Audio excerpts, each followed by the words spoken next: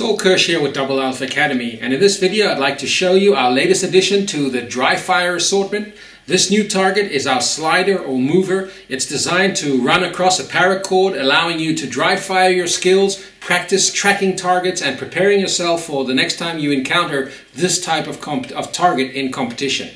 The setup includes and allows you to set up one target, two targets, or two targets and a no-shoot.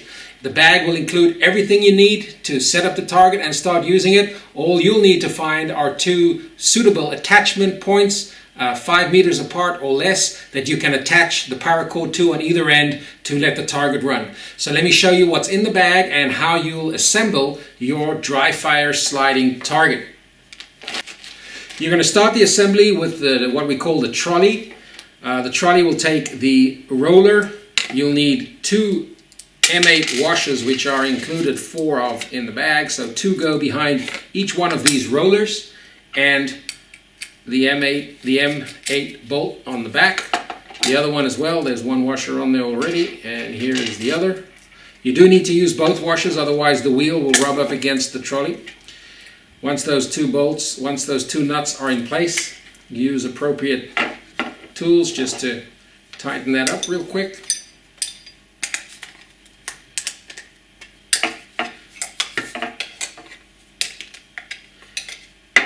And the trolley is now ready to run along your paracord. The targets themselves can be mounted using different holes on the trolley. The reason we provide 3 different heights is that as the trolley runs across the range, it's going to be angled because of the angle of the cord. So if you want to make sure the targets remain at the same level, you can put the target on the leading end higher and the trailing end a little lower, and then you'll end up with your targets at the same height, which is more realistic perhaps to how you'll have them set up at a range. To hold the target, you'll just place it in place. There's an M4 screw provided that goes through.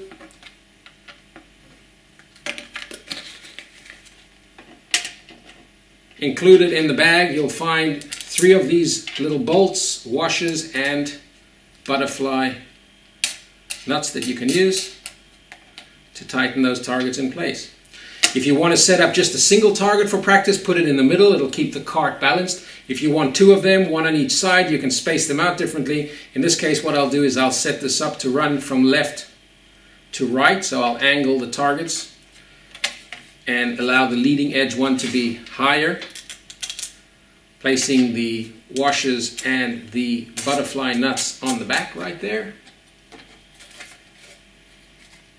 Now, when you place the no-shoot target in the middle to cover partially the targets or both of them, there is a small little wooden spacer, laser cut there for you, that little disc right there, that goes behind the bolt, behind the target, just to hold it up and off so it can sit nice and flat against the other targets that are underneath it left and right.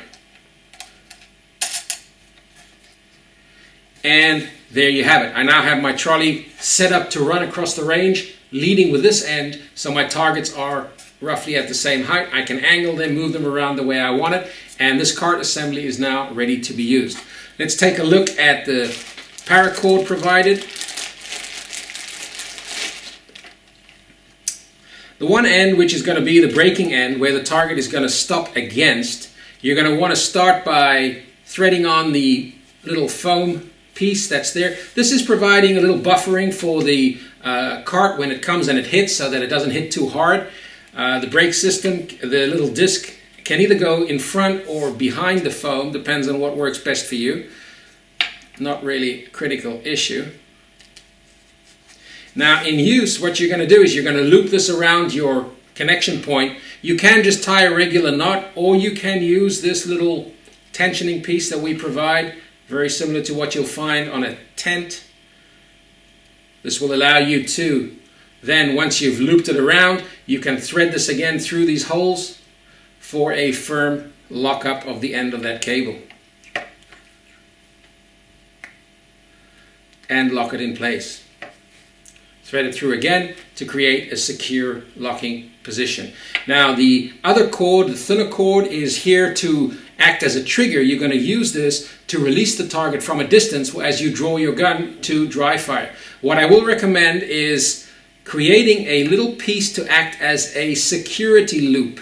The target itself, the cart itself, you see I cut off a little piece of cord from the thinner cord, and I'm going to use this when I set up my target. I'm going to use this to tie behind the trailing edge of the target, and around the cable I'm just going to lightly make a loose loop, and I'm going to tie that around the paracord that the target is running on, so that when it reaches the end and it hits the stop, if it's dislodged from the larger paracord, it won't fall off and hit the floor. This thing will leave it hanging on the cable, and that will prevent us from damage if it falls on the floor. You will find that if it's running fairly quickly, when it hits the end, it will often fall off. So tying a little loop, as I suggest right here, is the easy and quick solution to prevent that from happening.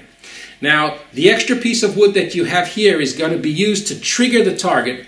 You're going to attach the cord to the loop, and this piece will be tied on the tailing end of the high point where you want the target to move out from, and I'll show this to you when you set it up. And that is going to hook in over there and keep the target in place until you yank on that cord to release it, which will allow the target to run. This is a quick and simple setup, take just a couple of minutes to tie in place, and will give you the option to effectively dry fire at a moving target that moves across the range either from left to right or right to left, enabling you to make your dry fire more effective and better prepare you for your next competition. The Double Alpha dry fire runner targets are available now and shipping from doublealpha.biz. Okay, so here in the warehouse we've set up our runner for some dry fire practice. Now you can see I've chosen a point here which is lower on the right hand side. My target will run from left to right, and I've just found a point to attach to. I've used my little included piece here to tension the cable, and I've got my pad and brake in place. Not a critical feature, but it will often prevent the target from falling off, although not always. On the other end, we are going to secure the other end higher up, just tie it to whatever is convenient, and then use the tail end of the cord to secure the release mechanism in place, attaching the thinner cord, which is your triggering cable, to the loop as shown. Then when you're ready, you set it up by bringing the target up.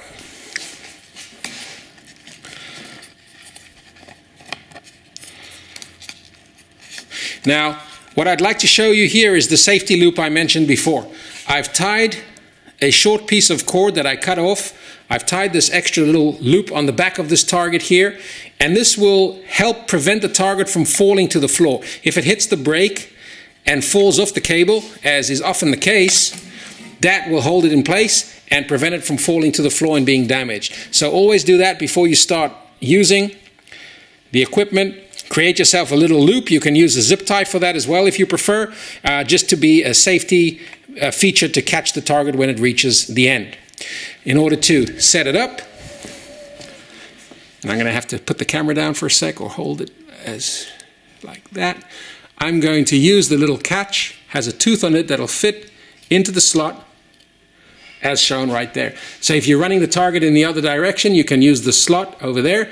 Now I've locked the target in place, and basically it's ready for me to activate from a distance using this little cord. I can stand 4 or 5 meters away, pull on the cord before drawing the gun, and then I have a moving target to practice with as it runs from side to side. And there you can see it fell off partially. This one wouldn't have fallen to the ground, but in case it came all the way off, the little security loop that I tied in place will keep it from falling to the ground. Let's go get one of our guns and do a little dry fire. All right, I'll give this a shot first with one target, activating it with the rope, then drawing from the holster and tracking it for multiple shots. I'm using the new aim cam we just started offering, and of course the cool fire system to simulate the recoil. Let's try 2 targets. Standing about 5 meters away from the target, I could get closer for larger targets and a bigger spread. Let's introduce that no-shoot target in the middle as well. This type of practice will be perfect for preparing me for when I need to track those targets and shoot them with confidence on the range.